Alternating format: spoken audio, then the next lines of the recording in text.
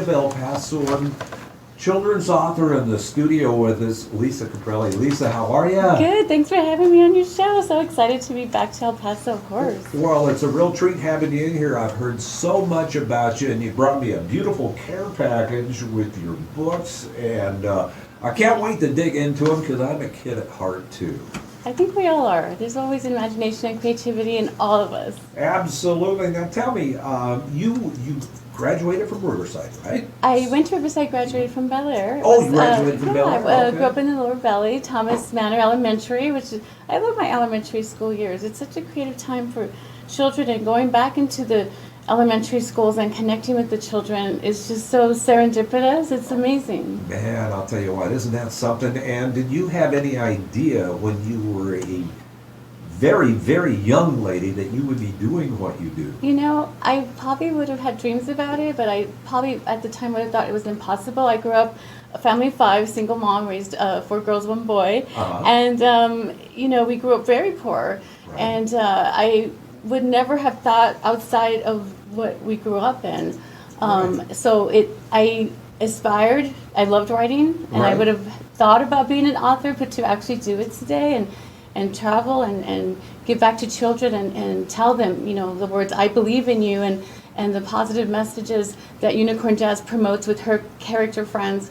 It instills in them the possibility and the will that they could do whatever they want as well. Man, we can use that message today, can't we, Sal? Oh yes, I just love the idea. You know what Lisa brought on. You know what the unicorn stands for. You know, a magical creature that can only transform. You know, itself, but also help others at the same time. Right on, brother, right on. Now, Lisa, tell me, you had mentioned something before we cracked the microphones to go on the air that you were visiting a school recently and a young student asked you Yes. something like, is it hard to be creative? And what was your response to that? Yes, I was at Horizon Heights Elementary School yesterday, the Socorro District. Wonderful school. All the schools are always wonderful with the children and their questions after I present to them the story of how an author and illustrator come together. And I want to point out my illustrator is from El Paso. His name is Davey Villalobos, and Davey! he is praised for his hand-drawn kid-like art in the books. And it's just been amazing. He happens to also be my cousin. Oh, okay.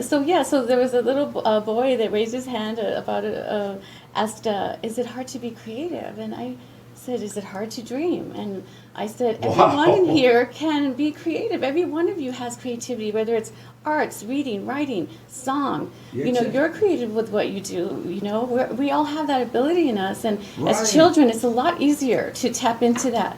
And I'm here to tell, you know, children and educators and parents that foster their creativity. Amen. I'm not an artist, but I'm a writer, and an author and illustrator came together to do these books. Well, you know, it's so funny you mentioned that, Lisa, you know, because I always wanted to have the creative aspect of being able to draw the art. You know, my brother has been great at that. Is he?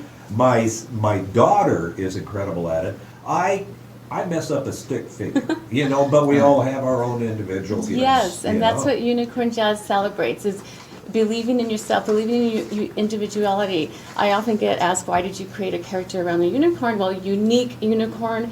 And in the first book of Unicorn Jazz, which has a page for El Paso, I talk about El Paso, and for those of us that remember Mono the Right. elephant, Right, of there's course. a page in there. So excited that El Paso Zoo has partnered with us because of the books and what we bring to El Paso.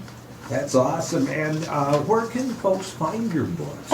You could go to unicornjazz.com, unicornjazz.com. We're also on Amazon and at some Barnes and Nobles and fine bookstores. Very good. Sal? I just wanted to say, you know, this is a wonderful week. You know, especially talking about dreams.